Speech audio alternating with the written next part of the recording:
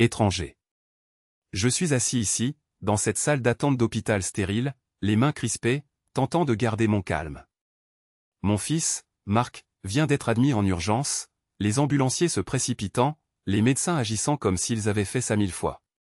Cependant, je ne parviens pas à me débarrasser de la panique. Je dois rester calme pour lui, mais c'est difficile. Je n'arrête pas de me demander pourquoi nous sommes ici, pourquoi Marc est allongé sur un lit de la salle d'urgence, blessé, pourquoi Victoria n'a pas tenu sa promesse d'aller le chercher aujourd'hui. C'était censé être son jour, mais une fois de plus, elle a oublié. Je l'ai appelé quand j'ai appris la nouvelle.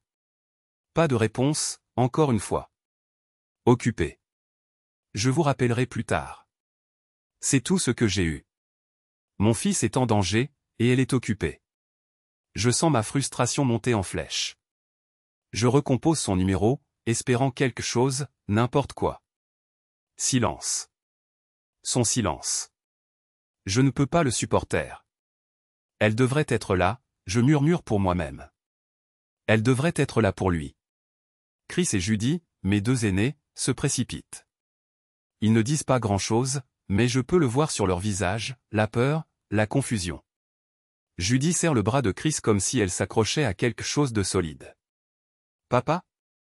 Est-ce qu'il va bien ?» demande Chris, sa voix vacillant malgré ses efforts pour la maîtriser.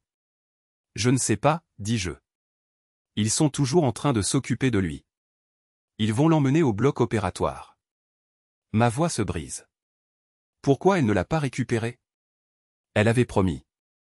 Ils regardent tous les deux mon téléphone, attendant un signe que leur mère va arriver. « Tu l'as appelé ?» demande Chris, le visage crispé par la frustration. Je l'appelle depuis plus d'1 heure. Je jette un coup d'œil à l'écran, espérant quelque chose. Je ne sais pas où elle est.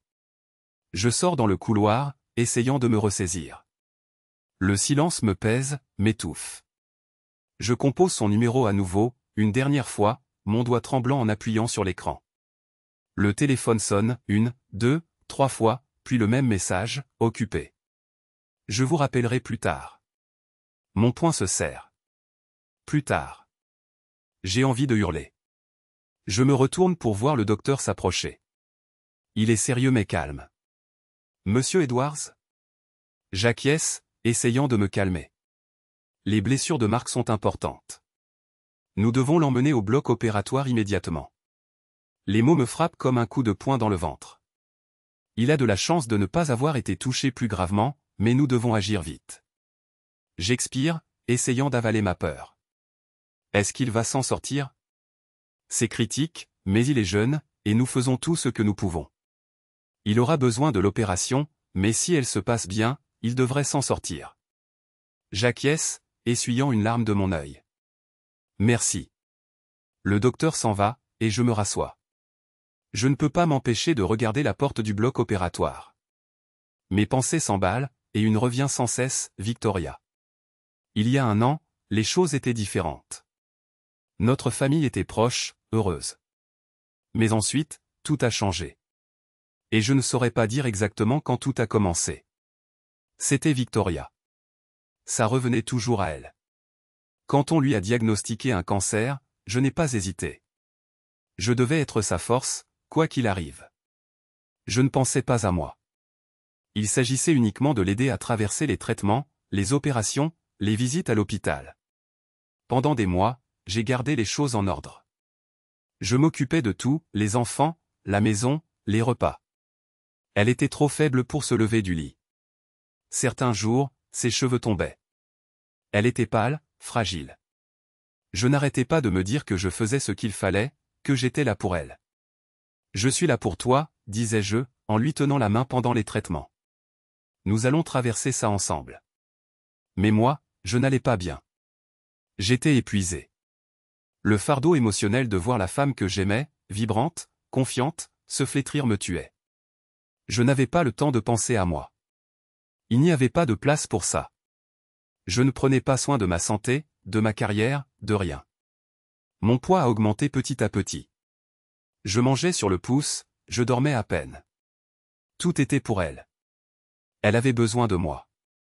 Les enfants avaient besoin de moi. Elle a besoin de moi, je me disais quand j'étais trop fatigué pour continuer. Les premiers mois ont été un flou de visites à l'hôpital, de chimiothérapie, d'incertitudes sans fin. Mais j'étais là. J'ai tout gardé en ordre. Je n'ai pas montré de frustration, pas une seule fois. Mais ça m'usait. Je n'étais plus la même personne. Je ne m'en étais pas rendu compte à quel point jusqu'à ce que les choses commencent à changer. Et puis, après des mois d'inquiétude, le docteur a dit ce que j'attendais d'entendre, rémission. Je n'arrivais pas à y croire au début. Un soulagement m'a envahi. Pendant un instant, j'ai pensé que nous pourrions revenir à ce qu'il y avait avant, mais ce n'était plus pareil pour Victoria. Le cancer avait disparu, mais elle n'était plus la même. Elle était faible, hors de forme. Peu importe combien je lui disais qu'elle était belle, elle luttait contre les changements. Elle était différente, et moi aussi. Tout a changé quand Millie et Clark ont emménagé à côté de chez nous. Ils étaient plus jeunes, pleins d'énergie, et ont immédiatement attiré l'attention de Victoria. Millie, surtout, se distinguait. Elle était en forme, confiante, rayonnante. Au début, Victoria l'admirait. Mais il n'a pas fallu longtemps avant que je ne voie l'envie s'insinuer. Je la regardais, de plus en plus absorbée par son apparence. Le miroir, qui servait autrefois juste à un rapide coup d'œil, était devenu une obsession. Elle s'est mise à acheter des vêtements plus moulants, qui mettaient sa nouvelle silhouette en valeur, et à se lever tôt pour aller à la salle de sport. Millie l'a invitée une fois, et ça a suffi. À partir de ce moment, Victoria était accro. La transformation a été rapide. Elle a perdu du poids, tonifié son corps, et avec ça, l'attention, pas seulement celle de Millie, mais aussi celle des autres. Les hommes à la salle de sport lui souriaient, jetaient des regards dans sa direction, s'attardaient un peu trop longtemps. Victoria a commencé à leur rendre leur sourire. Au début, j'étais content pour elle. Elle semblait tellement pleine d'énergie, tellement confiante, mais ensuite, c'était comme si elle m'échappait. Ce n'était plus une question de se sentir mieux dans sa peau. C'était autre chose. Elle changeait, et j'avais l'impression de ne plus la reconnaître. Un soir, alors qu'elle s'apprêtait à sortir à nouveau, j'ai essayé de lui dire quelque chose. Et si on allait à la salle de sport ensemble de temps en temps? Elle s'est arrêtée, son téléphone à la main, et m'a regardé un instant. C'est gentil, mais j'aime vraiment y aller seule. C'est mon espace, tu comprends? J'ai acquiescé, ressentant la piqûre mais essayant de la cacher. Bien sûr. Je pensais juste que ça pourrait être sympa, nous deux ensemble. Elle ne semblait pas s'en soucier, elle a juste haussé les épaules. Peut-être une autre fois. Mais je savais que cette fois n'arriverait jamais. Elle n'était pas intéressée. Ses séances de sport se sont faites plus longues, ses vêtements plus audacieux. Elle sautait le dîner pour s'entraîner ou faire défiler des photos d'elle sur son téléphone. Elle parlait de ses progrès en matière de fitness, de la transformation de son corps. Mais j'avais l'impression de ne plus faire partie de sa vie. Un soir, elle est rentrée tard encore une fois, après un autre dîner chez les voisins. Je ne pouvais plus me taire. Il faut qu'on parle. Elle a à peine levé les yeux, sa voix lasse. Ça peut attendre? Je suis vraiment fatigué. Non, ai-je dit, ma voix plus ferme maintenant. J'ai l'impression de te perdre. Elle a soupiré, posant son sac à main. Je me sens enfin bien dans ma peau, Alex. Pourquoi tu ne peux pas simplement me soutenir dans ça? Je le fais, mais ce n'est pas suffisant. Ma femme me manque. Tu nous manques. Elle m'a fixé longuement, son visage illisible. Je suis toujours là. Mais elle ne l'était pas vraiment, pas comme avant. Et nous le savions tous les deux. L'endroit vibrait d'énergie, lumière tamisée, rire, cliquetis de verre et une musique qui oscillait entre entrain et sensualité. C'était le 40e anniversaire de Victoria. Elle était magnifique dans cette robe rouge moulante, le genre qui la mettait au centre de l'attention. Les invités l'entouraient, lui offrant leurs félicitations, leurs vœux, leur admiration évidente. J'observais de loin, pensant d'abord que tout était innocent, mais ensuite, un homme plus jeune, charmant, sûr de lui, l'a entraînée sur la piste de danse. Elle n'a pas résisté lorsque la chanson s'est transformée en quelque chose de plus lent. L'espace entre eux semblait s'évaporer. Ses mains étaient partout sur elle, plus qu'elle n'aurait dû l'être. Elle riait, la tête renversée en arrière, le laissant la tenir d'une manière dont elle ne m'avait pas laissé faire depuis des mois. J'entendais des gens chuchoter. N'est-ce pas son mari là-bas? Quelqu'un a dit, les yeux fixés sur moi. J'ai détourné le regard, essayant d'ignorer cela, mais je n'y suis pas parvenu. Je ne pouvais pas échapper au nœud qui se serrait dans mon estomac. Ce soir-là, en rentrant à la maison, le silence entre nous était épais, suffocant. Elle se tenait devant le miroir, enlevant ses boucles d'oreilles, sans même me regarder. « Tu t'es bien amusé ce soir » ai-je dit doucement. Elle n'a pas croisé mon regard. C'était mon anniversaire. Je méritais de m'amuser. Amusé, ai-je répété, ma voix tendue. C'est ça, c'était ça. Ce n'était qu'une danse. Ce n'était pas qu'une danse, Victoria. Ses mains étaient partout sur toi. Tout le monde l'a vu. Elle a soupiré lourdement, le dos tourné. Tu surréagis. Et toi, tu prétends que ça ne voulait rien dire. La nuit s'est terminée sans un mot, sans un contact. La nuit suivante a été la même, et la nuit d'après. Les semaines ont passé, et rien n'a changé, pas d'intimité, pas d'affection, mais elle continuait à se faire belle, à aller à la salle de sport, à passer plus de temps avec les voisins. Elle rentrait de plus en plus tard, comme si elle avait un autre endroit où être. Ce qui me blessait plus que l'absence de nous dans le lit, c'était son absence en tant que mère. Je conduisais à une réunion quand j'ai vu Marc marcher seul au bord de la route. « Marc, qu'est-ce que tu fais ? Cette route est dangereuse » ai-je crié, en me garant. Il a levé les yeux, sa voix calme. J'ai attendu, mais maman n'est jamais venue. J'étais furieux. Ce soir-là, j'ai fait irruption dans la cuisine, où Victoria faisait défiler son téléphone, complètement indifférente. Il marchait seul au bord d'une putain d'autoroute. Ma voix était forte, tranchante. Elle n'a pas bronché. J'ai été prise au travail. Ça ne se reproduira plus. Mais ça s'est reproduit. Et ce n'était pas la première fois. J'étais à la maison quand l'appel est arrivé, juste après 6 heures. Un accident de voiture, plusieurs blessés, un garçon marchant seul le long d'un tronçon de route dangereux. Le nom était Marc. L'âge correspondait, son sac à dos correspondait, la carte d'identité scolaire l'a confirmé. Je n'ai pas hésité. J'ai conduit jusqu'à l'hôpital en pilotage automatique, l'esprit anesthésié pendant tout le trajet. Je n'arrêtais pas d'appeler Victoria, encore et encore, directement sur sa messagerie vocale. À chaque fois. Je ne ressentais même plus la panique. Elle s'était transformée en quelque chose de plus froid, de plus lourd. Je ne pouvais plus respirer, je ne pouvais plus penser. Tout ce que je pouvais faire, c'était attendre. Les heures ont passé. Chaque minute s'étirait comme une éternité. Puis, enfin, la porte s'est ouverte. Un médecin est entré, un homme d'une quarantaine d'années, vêtu d'une blouse blanche, dont le regard la traduisait une histoire à lui tout seul. Il s'est assis à côté de moi, avec l'attitude d'un homme qui vient d'annoncer une nouvelle qu'il aurait préféré ne pas avoir à partager. L'opération s'est bien déroulée. Votre fils est stable pour l'instant. J'ai relâché une respiration que je ne savais pas que je retenais. Merci, ai-je murmuré, mais il est resté là. Il s'est agité sur sa chaise et s'est raclé la gorge. Il y a encore une chose, a-t-il dit. Nous avons besoin qu'un proche fournisse quelque chose d'essentiel. De préférence un parent.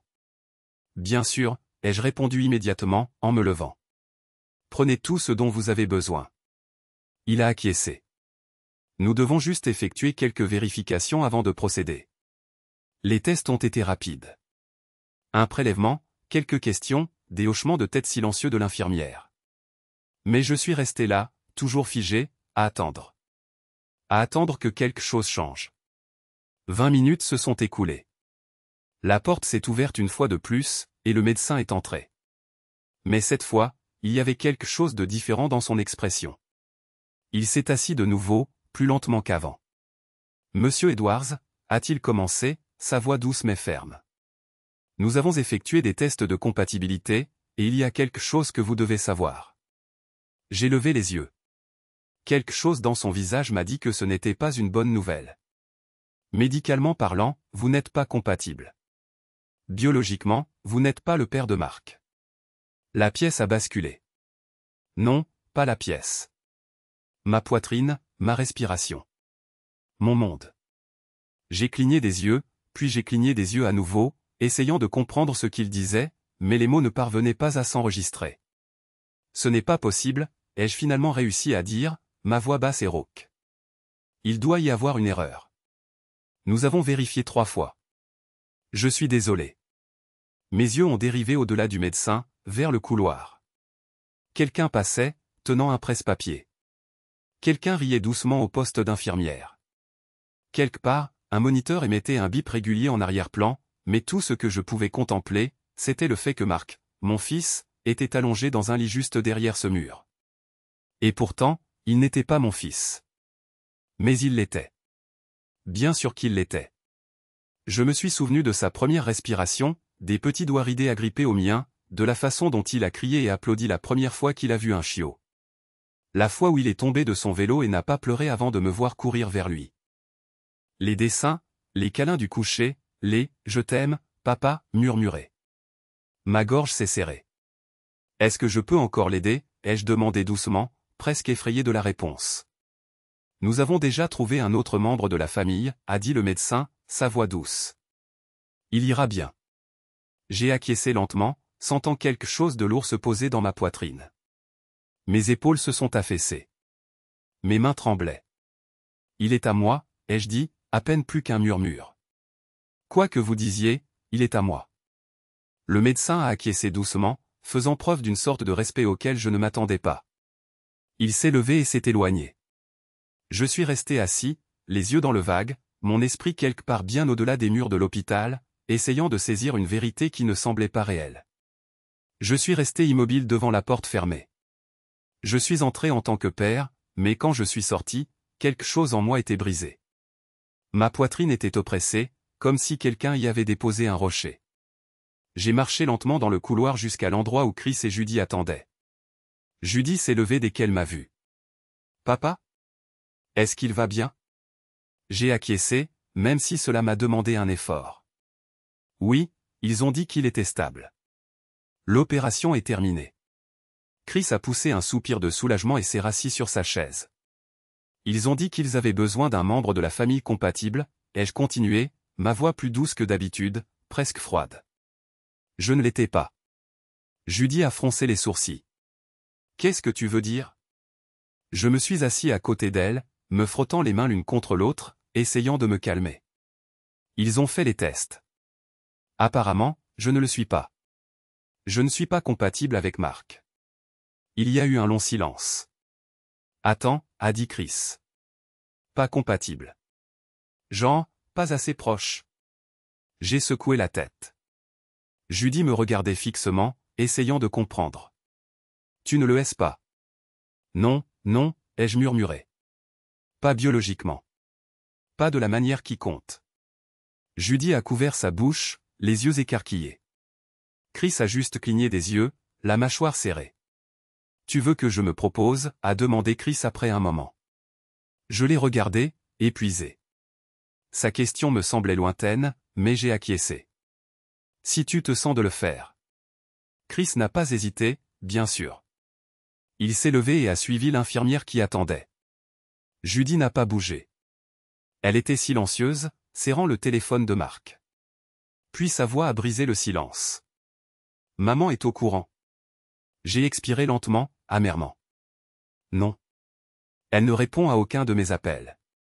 Judy a regardé le téléphone de Marc, son expression devenant vive. Attends. Tu te souviens quand elle a oublié Marc à l'entraînement de foot ? J'ai configuré ce localiser mon appareil sur son téléphone. C'est toujours actif. J'ai cligné des yeux. Tu peux voir où elle est, si elle n'a pas désactivé le partage de position. Elle tapota son téléphone, et après un instant, son visage se durcit.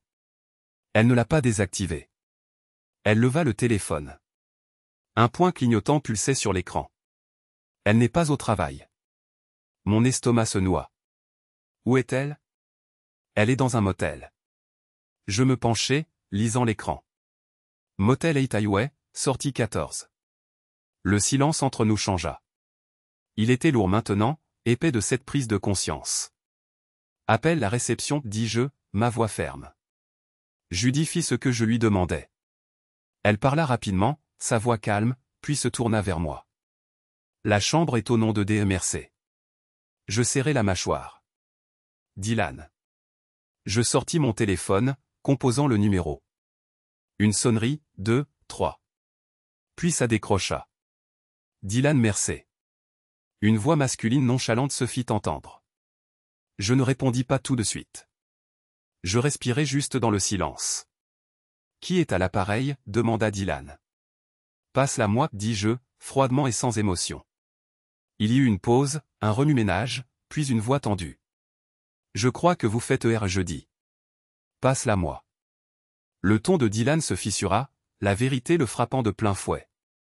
Écoutez, elle n'est pas là, d'accord? Je ne sais pas ce que vous croyez. Passe-la-moi. Un murmure étouffé, puis la voix de Victoria, tremblante, hésitante. Allô? Je ne haussais pas la voix. Je n'en avais pas besoin. Victoria? Mark a eu un accident. Il a été opéré. Silence. De celui qui crie plus fort que les mots. Où es-tu? Encore du silence. C'est bien ce que je pensais. Je raccrochais. Plus de mots à dire. Les néons n'avaient pas changé. Les chaises étaient toujours froides, le couloir toujours aussi stérile. Mais quelque chose en moi avait changé. Je restais assise, immobile, les mains jointes, les yeux vides, fixant le vide. Puis j'entendis les pas.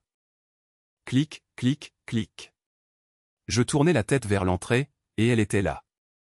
Victoria, essoufflée, les cheveux ébouriffés par le vent mais son maquillage toujours intact, entra d'un pas assuré dans la salle d'attente, portant des talons trop hauts et un manteau trop court. Elle regarda autour d'elle, me repéra et se précipita. Alex halta-t-elle. Je suis venu dès que je me levai. Lentement, calmement, comme la marée qui monte. Ne dis rien, dis-je. Ne prononce même pas un mot. Elle se figea sur place, ses yeux scrutant mon visage, son expression changeant pour quelque chose que je ne pouvais pas déchiffrer. Je m'approchai, ma voix tranchante et basse, un feu juste sous la surface. Tu sens les draps de motel imprégnés de la sueur de quelqu'un d'autre. Ses yeux s'écarquillèrent. Sa bouche s'ouvrit. Elle allait nier, expliquer, supplier. Mais rien ne sortit. Je ne bronchais pas. Je ne haussais pas la voix. Je laissais juste la phrase planer. Mark s'en est sorti. L'opération est finie. Il va bien. Elle expira, un murmure de soulagement s'échappant de ses lèvres, mais il fut immédiatement étouffé. Ils avaient besoin d'un parent proche pour une compatibilité. Elle cligna des yeux. Tu veux dire qu'ils avaient besoin? Oui. D'un parent. Je fis une pause, le silence entre nous, tranchant comme du verre. Seulement, je ne suffisais pas. Son souffle se coupa. Elle regarda autour d'elle, cherchant, comme si quelqu'un allait venir la sauver. Comme si elle pouvait s'échapper. Je sais, Victoria, dis-je, ma voix soudainement froide. Je sais qu'il n'est pas de moi. Des larmes lui montèrent aux yeux. Alex, s'il te plaît. Laisse-moi t'expliquer. Garde ça. Vraiment. Ça devient encore mieux. Je me penchai légèrement, parce que je vais aussi faire tester les deux autres. Ses genoux fléchirent. Pendant un instant, elle vacilla. Non. Puis elle s'effondra. Son corps heurta le sol dans un bruit sourd. L'infirmière cria. Les gens se précipitèrent pour l'aider. Quelqu'un demanda de l'assistance. Mais je ne bougeais pas. Je restais là, la regardant comme si elle était une étrangère, comme si elle n'avait jamais eu sa place ici. Le doux bip des moniteurs emplit la pièce. Mark était éveillé, les yeux fixés sur le plafond, la mâchoire serrée, toujours silencieux. La porte s'ouvrit en grinçant. Victoria entra lentement, prudemment, comme si l'espace autour de lui était sacré. Son visage était pâle, son maquillage coulant, ses yeux rougis par des nuits sans sommeil. Elle tenait une tasse de tisane à la camomille tiède dans ses mains tremblantes. « Salut, chérie. » Sa voix se brisa sur le premier mot. « Je t'ai apporté du thé. Tu as toujours aimé la camomille. » Mark tourna la tête vers elle. Ses yeux étaient froids. « Tu peux partir. » Elle se figea. « Mark, j'ai dit pars. S'il te plaît. Je sais que tu es en colère, mais sors. » Les mots étaient même calmes, mais ils frappèrent plus fort qu'un cri. Elle posa la tasse sur la table de chevet avec des mains tremblantes, comme si elle déposait quelque chose de précieux. Puis elle se tourna et quitta la pièce sans se retourner. Victoria était assise devant sa chambre, immobile. La même chaise, le même regard fixe, parfois avec un café, parfois juste vide, les mains serrées sur ses genoux. Elle ne dormait pas. Elle mangeait à peine. Chaque matin, elle demandait à l'infirmière, « Puis-je le voir aujourd'hui ?» Et chaque jour, la réponse était la même. « Il ne veut toujours pas te voir parfois. » Marc se criait dessus à travers la porte fermée. « Dites-lui de partir. » Elle ne partit pas avant un matin où elle le fit. La pluie tombait en une fine bruine. Victoria se tenait sur le porche, trempée, son manteau collé à sa peau, son mascara coulant à cause des larmes et des intempéries. Elle essaya la clé. Elle ne tourna pas. De nouveau, plus fort. Toujours rien. Elle sonna une fois, 2 fois. Finalement, la porte s'ouvrit. Je me tenais sur le seuil, un sac de provisions à la main. Je ne dis rien au début, je me contentais de la regarder comme si elle était quelque chose de lointain, un souvenir que je ne voulais plus emporter avec moi. « Tu as changé les serrures. »« Oui, » répondit-elle d'une voix ferme et froide. « Tu ne vis plus ici, Alex. » Les résultats du test sont arrivés. Elle me coupa. Chris n'est pas de moi non plus. Elle porta ses mains à sa bouche et recula d'un pas, titubante. Tout son corps tremblait. Donc, je suppose, dis-je d'une voix plus douce, que tu n'as été fidèle qu'à notre aîné. 1 sur 3. C'est un sacré ratio. Ses genoux faillirent la lâcher. Elle s'agrippa à la rampe pour se soutenir. Je n'ai rien planifié de tout ça, murmura-t-elle. Je n'ai jamais eu l'intention de te faire du mal. Tu ne m'as pas fait du mal. Je la fixais. Tu nous as détruits.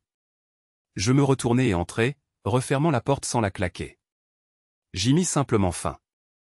Victoria resta là, sous la pluie, immobile. Puis, lentement, ses poings frappèrent la porte. « Alex, s'il te plaît. S'il te plaît, ne fais pas ça. C'est toujours chez moi. » Elle sanglotait, frappant plus fort. « J'ai fait des erreurs, je le sais. Mais je suis toujours leur mère. Laisse-moi entrer. » Aucune réponse. Seul le bruit de la pluie et le bruit de sa détresse. Quelques jours plus tard, j'entendis des pneus crisser sur le gravier. Une voiture noire s'arrêta et Dakota en sortit. Grande, fière, furieuse, traînant une valise derrière elle comme si c'était une arme. Elle ne dit pas un mot, se contenta de remonter l'allée et s'arrêta au pied du porche, les bras croisés. « Il faut qu'on parle, dit-elle. » Je ne bronchai pas. Je ne pense pas. Elle est ma fille, Alex. Ouais, j'avais remarqué, expira-t-elle bruyamment, les narines frémissantes. Elle a fait une erreur. Non, répondis-je sèchement. Elle a adopté un style de vie. Tu ne vas pas effacer 20 ans de mariage pour quelques écarts. Les gens trompent, Alex. C'est humain. C'est désordonné. Mais vous avez des enfants ensemble. Vous avez une histoire. Et maintenant, nous avons les résultats ADN, rétorquai-je. Tu veux les voir? Dakota se raidit. Elle n'est pas la seule à blâmer. Tu travaillais trop. Tu t'es laissé aller. Tu l'as laissée seule affectivement bien avant qu'elle ne se tourne vers quelqu'un d'autre. Je descendis du porche, me plantant devant elle. Dis ce que tu veux sur moi, mais j'étais là tous les matins, tous les soirs. J'ai ramassé les morceaux qu'elle laissait tomber. J'ai embrassé les genoux écorchés, préparé les déjeuners, pensé aux sorties d'école. Contrairement à ta fille. Sa voix se brisa. Elle ne va pas bien, Alex. Tu le sais. Elle a eu du mal après sa maladie. Tu ne veux pas la revoir malade, n'est-ce pas? Je la fixais. Si elle retombe malade, ce ne sera pas un accident. Ce sera justice. Son visage se tordit de rage. Elle leva la main, pas haut, pas vite, mais suffisamment pour signaler quelque chose. Je ne bougeais pas. Puis, soudain, la voix de Marc coupa l'attention. Non. Nous nous retournâmes tous les deux. Marc se tenait près du portail, un sac à dos sur une épaule, palmet tenant bon. Tu n'as pas le droit de le frapper. Dakota se figea. Marc s'avança lentement, s'arrêtant à mes côtés. Tu n'as pas le droit de la défendre non plus, dit-il, fixant sa grand-mère dans les yeux. Le silence entre eux n'était pas vide. Il était lourd. Un verdict. Dakota regarda de l'un à l'autre, et pour la première fois, elle n'avait rien à dire. Je posai doucement la main sur le dos de Marc. Nous nous retournâmes, entrâmes dans la maison et fermâmes la porte derrière nous. Mais Dakota nous suivit. Vous n'avez pas le droit de me dire de partir, lança-t-elle. Cette maison appartient toujours à ma fille et à son mari. Vous n'êtes pas divorcés. Je ne bronchais pas, pas encore. Mais les papiers sont déposés. Elle recevra la vie d'un jour à l'autre. La lèvre de Dakota se retroussa de dégoût. Tu crois que ça fait de toi le roi de ce château? Elle leva son téléphone et se mit à tapoter. Nous verrons bien ce que Victoria a à dire à ce sujet. Elle appuya sur appeler et se dirigea vers la cuisine tandis que le téléphone sonnait. Chérie, roucoula-t-elle quand l'appel fut connecté. Il croit qu'il peut me mettre dehors. Tu dois rentrer tout de suite. Il n'a pas le droit. Vous êtes toujours mariés. Et c'est toujours ta maison. Je me levai et me dirigeai vers la fenêtre. 10 minutes plus tard, des phares balayèrent l'allée. La porte d'entrée s'ouvrit. Victoria entra lentement. Ses vêtements étaient froissés, son visage pâle et rouge à force de pleurer. Ses yeux se tournèrent nerveusement autour d'elle. « Alex, dit-elle d'une voix tremblante. On peut parler ? » Avant que je puisse répondre, une autre voix se fit entendre depuis l'escalier. Non. On ne peut pas parler. Marc descendait lentement, tenant quelques feuilles de papier et son téléphone. Victoria se tourna vers lui, surprise. Marc, non. Sa voix était froide. J'ai déjà déposé une ordonnance restrictive contre toi. La pièce se figea. Quoi? Tu n'as plus le droit de t'approcher de moi. Ni à l'école, ni dans cette maison, ni à l'hôpital. J'ai déjà appelé la police. Victoria cligna des yeux comme quelqu'un qui essaie de se réveiller d'un cauchemar. Tu ne peux pas être sérieux. Marc me tendit les documents et brandit son téléphone. Ils sont en route. Dakota se précipita vers Marc. Tu ne peux pas faire ça à ta mère. Elle l'a fait elle-même, dit-il, impassible. Victoria tomba à genoux. S'il te plaît, murmura-t-elle. Je sais que j'ai merdé. Je sais que j'ai fauté. Mais je suis toujours ta mère. Tu es mon bébé. S'il te plaît. Elle rampa vers lui, essayant de l'atteindre. Marc. Marc, s'il te plaît, ne les laisse pas m'emmener. Mais il recula lentement, sans dire un mot. Puis on frappa. 2 policiers entrèrent, calmes mais fermes. Madame, dit l'un d'eux à Victoria. Nous avons besoin que vous quittiez la propriété immédiatement. Il y a une ordonnance de protection provisoire en vigueur. Il faudra régler ça devant le tribunal. Non. S'il vous plaît. Elle pleura, agrippant le cadre de la porte. J'ai juste besoin de serrer mon fils dans mes bras. Juste une fois. S'il vous plaît, madame, sortez, répéta l'officier plus fermement. Dakota cria sur les policiers. C'est absurde. C'est sa mère. Vous ne pouvez pas. Le second policier se tourna vers elle. Vous aussi, madame. Vous ne résidez pas dans cette propriété. Vous devez partir.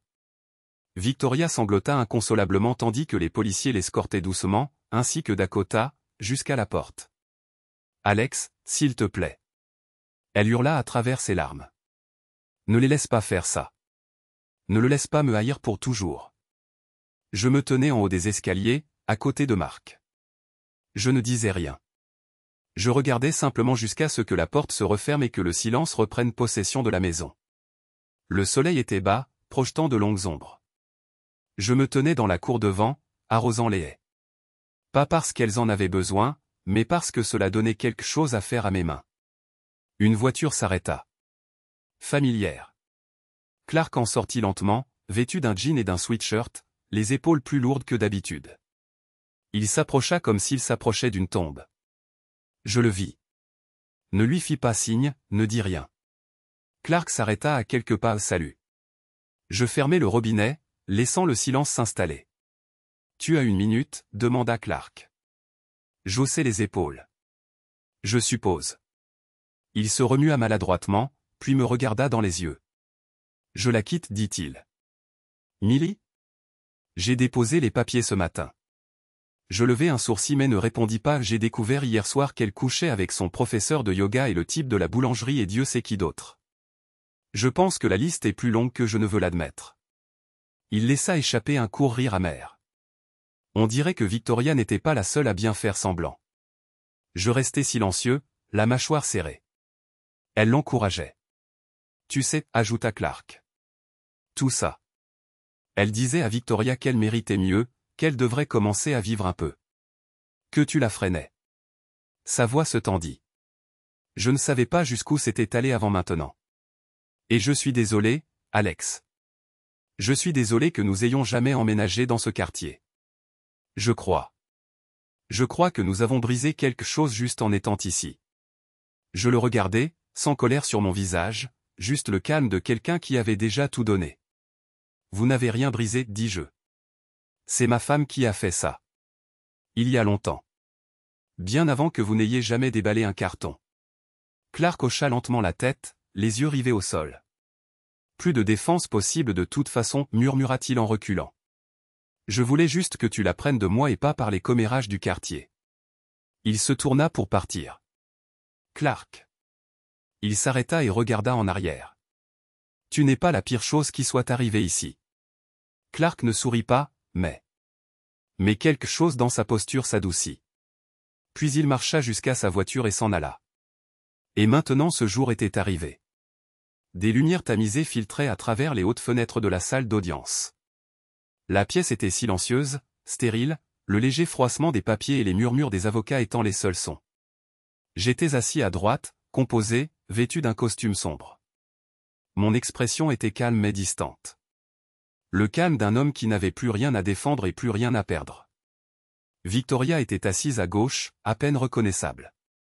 Son apparence autrefois glamour avait disparu. Pas de maquillage, des vêtements simples. Ses cheveux, autrefois parfaitement coiffés, étaient ramenés en un chignon modeste. Elle paraissait plus petite, comme si la vie l'avait réduite à elle-même. Le juge examina les documents en silence. Les avocats avaient déjà parlé. Il n'y avait aucun drame dans les faits juridiques, aucun actif contesté, aucune bataille pour la garde parce que Victoria avait tout cédé. Je la regardai une fois, brièvement. Elle ne répondit pas à mon regard lorsqu'on lui demanda si elle avait une dernière déclaration à faire. Elle se leva lentement, s'agrippant à la table pour s'équilibrer. Sa voix tremblait, mais elle portait à travers la pièce. J'avais tout, dit-elle. Un mari qui m'aimait, des enfants qui me faisaient confiance. Une maison, une vie. Elle déglutit, les yeux brillants mais refusant de pleurer, et j'ai tout gâché, tout ça pour rien, pour du vide. Elle se tourna légèrement vers moi. Je ne m'attends pas à être pardonné. Je ne le mérite même pas. Mais je suis désolé, et je porterai ça jusqu'à la fin de ma vie. Le juge finalisa le décret avec un signe de tête et un coup de tampon ferme. C'était terminé. Mais alors que la salle commençait à se vider, quelque chose changea chez Victoria. Ses yeux brillèrent, une vague d'émotion la submergea. Elle fit un pas en avant, sa main se tendant comme pour me saisir. Tu ne comprends pas, Alex. Tu ne peux pas me faire ça. Cria-t-elle, la voix s'élevant. J'étais ta femme. Je t'ai tout donné. Je me figeai. La tension dans l'air s'épaissit. Je n'ai pas bronché, je suis resté planté là tandis qu'elle fonçait sur moi. Victoria, arrête. Ai-je dit calmement, mais elle n'écoutait pas. Elle s'est jetée en avant, les mains tendues, visant mon visage, prête à griffer. La pièce s'est figée dans un silence complet tandis que ses mains se rapprochaient, mais avant qu'elles ne puissent atteindre leur cible, 2 agents de sécurité se sont précipités et l'ont attrapée, la tirant en arrière. Non. Lâchez-moi. A-t-elle hurlé, se débattant dans leur emprise. Vous ne pouvez pas faire ça. Il la retenait, et j'entendais ses cris tandis qu'il l'escortait hors de la salle d'audience. Vous êtes en train de ruiner ma vie. Les agents l'ont maîtrisée avec des mains calmes mais fermes, l'arrêtant pour trouble à l'ordre public. La scène avait dégénéré en chaos pendant un instant, mais maintenant la pièce retrouvait son calme vide. Je n'ai rien dit en la regardant être emmenée, je suis resté là, ressentant le poids de tout qui se refermait enfin sur moi. C'était fini. Un mois s'est écoulé. Le ciel présentait un gris sombre, avec une brume accrochée aux collines ondoyantes. Une voiture compacte s'est arrêtée à côté de l'enceinte de pierre de l'ancien monastère. Victoria en est sortie seule, vêtue entièrement de noir, sans bagage ni sac, ne portant qu'elle-même. Une nonne, avec un signe de tête doux et connaisseur, a ouvert le lourd portail de bois pour l'accueillir. Je n'ai pas jeté un regard en arrière sur mon passé. J'étais résolu à ne plus gaspiller un seul instant à ressasser ce qui avait disparu. J'ai quitté le palais de justice, suis monté dans ma voiture et me suis rendu à mon rendez-vous. C'était, enfin, mon époque.